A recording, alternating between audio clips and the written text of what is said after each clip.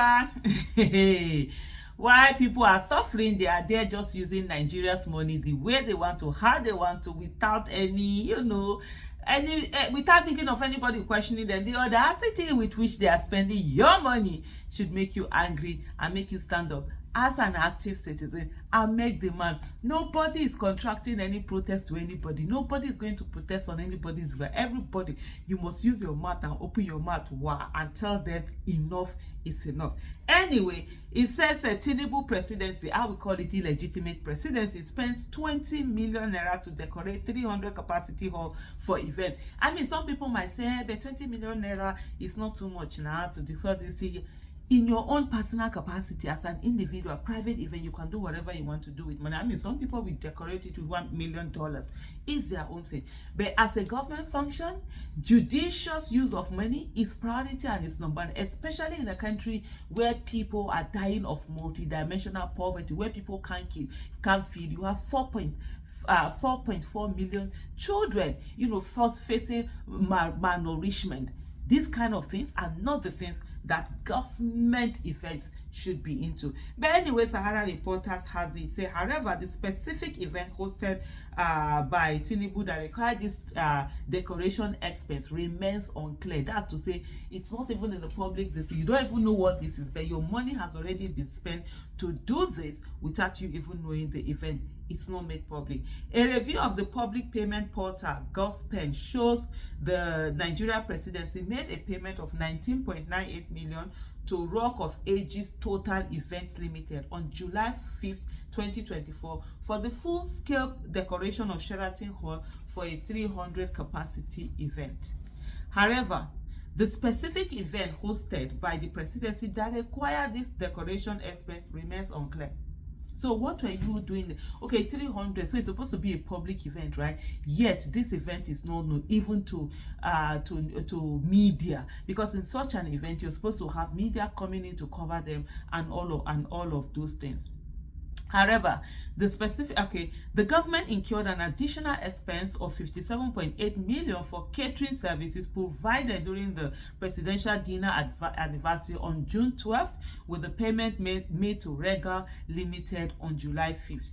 This expenditure is linked to the Democracy Day celebration held at the State Banquet Hall in the Presidential Villa, where the presidency hosted a dinner event. You see companies like this, this is what, do you know when they talk about corruption? These are the things that corruption is made of. You see companies like this, they have assets, they have connection, they're able to get these businesses that really, what did you do? What did you do? What decoration did you do to do all of this? Okay, they can't even see what event this was. And people get paid, people get this thing. And it begins to look as if, other businesses, they don't know what happened. And this has been going on over and over again. Then when the connection or whatever assets that they have, when it's no longer there, you see these businesses crumble.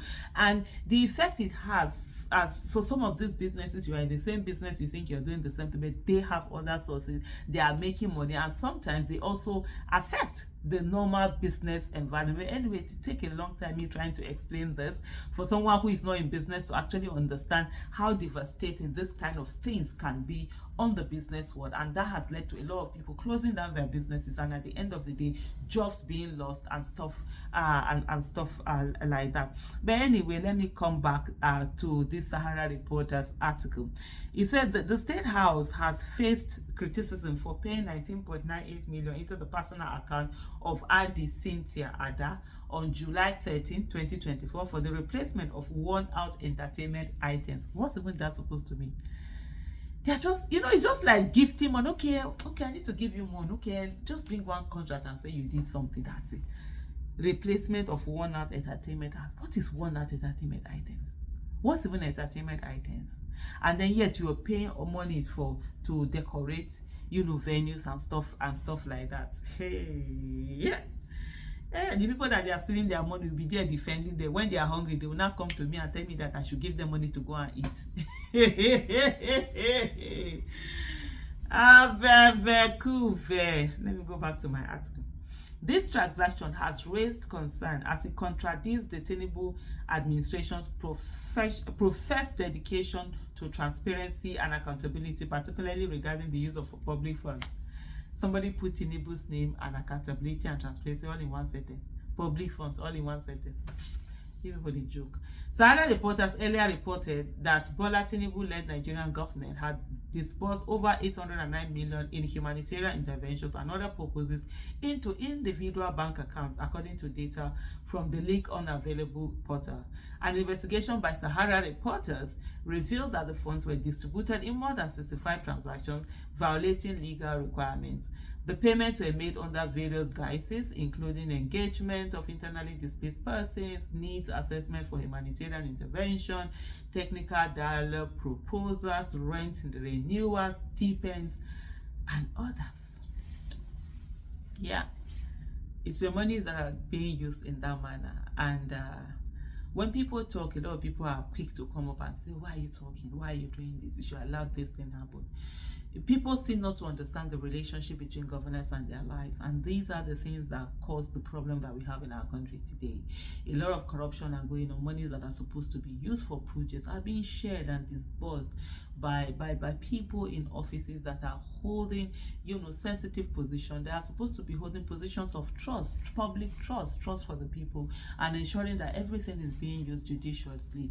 But these people find a way of just disbursing this money through family and friends, through their stooges, through their colleagues, whatever it is. It's almost as if, oh, it's a free fall. That's why in Nigeria you see that somebody will get an appointment and the next thing they are throwing a party for the person.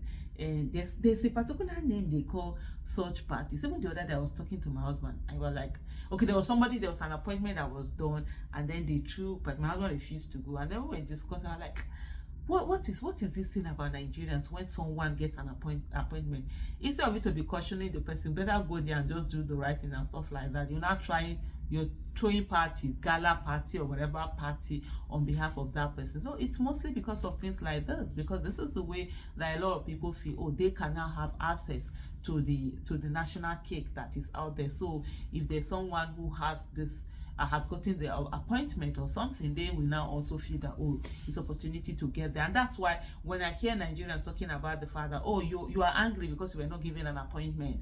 Like me, I get being told, oh, you did bring back our girls movement, and then they didn't give you an appointment, and that's what made you angry. I heard Jonathan accountable, I heard Buhari accountable. I'm holding this legitimate one accountable. But all people will think about, oh, it's because they've not given an appointment. And when I think about it, I'm like, appointment, what do I need appointment for? I'm currently doing this video from you because I'm on transit. I'm in Casablanca airport, and I'm on transit. There's a whole layover, and I took a room. There's an airport, hotel, and I took a room, and I'm here doing this video. I can travel. I'm on my way back from Cancun. I went to Cancun. A friend of mine was doing her 50th birthday, and we went there to celebrate with her. I mean, as a private citizen, there's nothing I love much as I have my mouth to talk how I want to talk. I own my mouth, I own my time. I can travel out of the country as much as I want. I travel, I come in.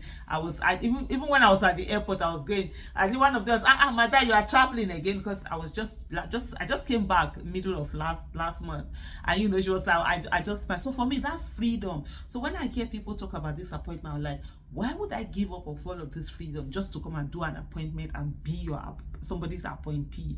And I always ask them, is it because people feel that, oh, it's an opportunity for people to make money? Is that how they now see it as a normal thing, for people to do and all of that?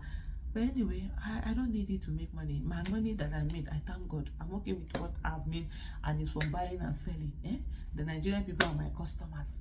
If you are my tenant, you are my customer. You are my odogu. You are the one that I say, at the toilet for you, at the raise hand for you. But you see all those public servants? Nah, not at all. But anyway, this is what is happening to you in your country. Thank you so much for watching. Bye.